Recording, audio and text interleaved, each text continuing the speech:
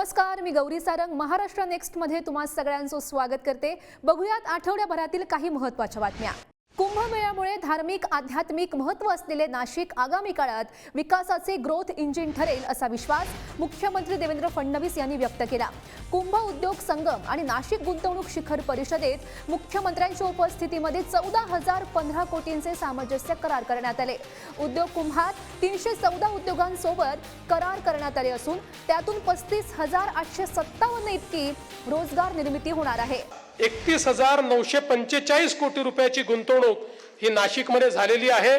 त्यातनं 66,000 रोजगारांची निर्मिती ही या ठिकाणी होते आणि मला आनंद आहे की एकूण जर नाशिकचा विचार केला तर झालेल्या करारांपैकी 77% करार जे आहेत हे कार्यान्वित झालेले आहेत।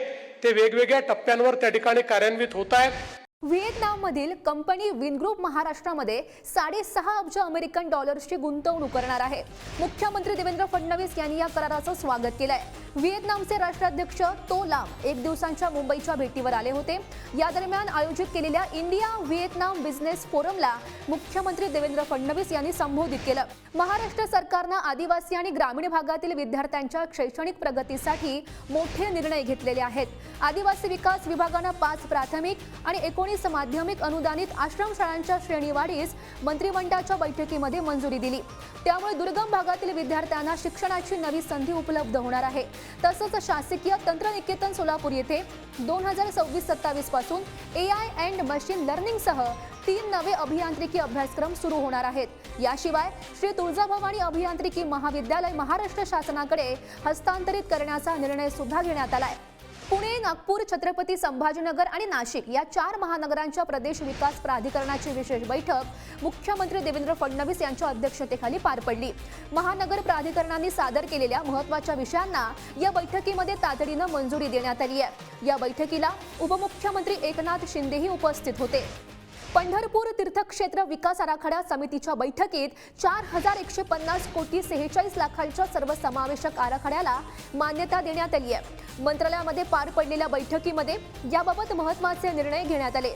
भूसंपादन, पुनर्वसन आणि बाधित इमारतींच्या मोबदल्यापोटी तब्बल 2,026 कोटी रुपयांची तरतूद करण्यात आली आहे। पुढील 50 वर्षांचा विचार करून पंढरपूर तीर्थक्षेत्रात केली जाणारी विकास कामं येत्या 2.5 वर्षात पूर्ण करावीत असे निर्देश मुख्यमंत्री देवेंद्र फडणवीस यांनी दिले आहेत। मुख्यमंत्री देवेंद्र फडणवीस यांच्या नेतृत्वात महाराष्ट्र आरोग्य क्षेत्रात आधुनिकतेची नवी झेप घेते आहे। देशातील अग्रगण्य कर्करोग उपचार आणि संशोधन संस्था टाटा मेमोरियल सेंटर येथे अत्याधुनिक APTL प्रणालीची यशस्वी स्थापना करण्यात आली आहे। या स्वयंचलित ट्यूब लेबलिंग आणि बारकोडिंग तंत्रज्ञानामुळे निदान प्रक्रियेमध्ये अचूकता, गती आणि पारदर्शकता वाढणार आहे। मानवी त्रुटी कमी होऊन कर्करोगासारख्या गंभीर आजारांच्या निदानात अधिक विश्वासार्हता निर्माण होणार आहे। सातारा जिल्ह्यातील महाबळेश्वर तालुक्यातील तापोळा ते अहिर या गावांना जोडणाऱ्या पुलाची उपमुख्यमंत्री एकनाथ शिंदे यांनी पाहणी केली।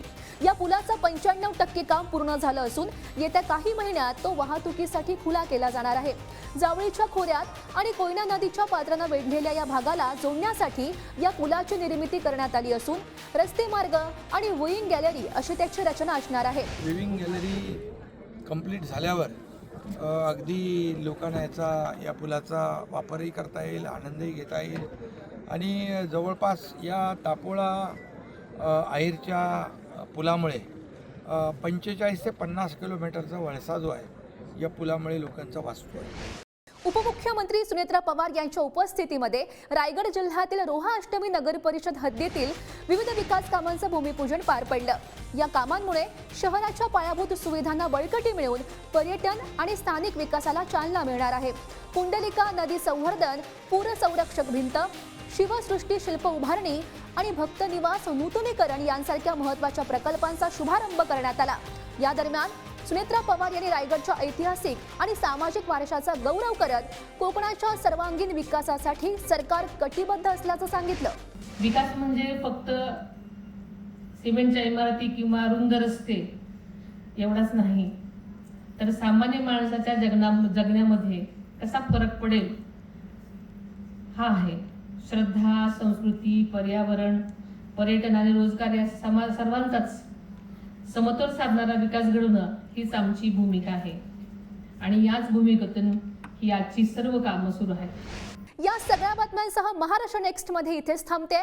पाहत रहा पुढारी न्यूज.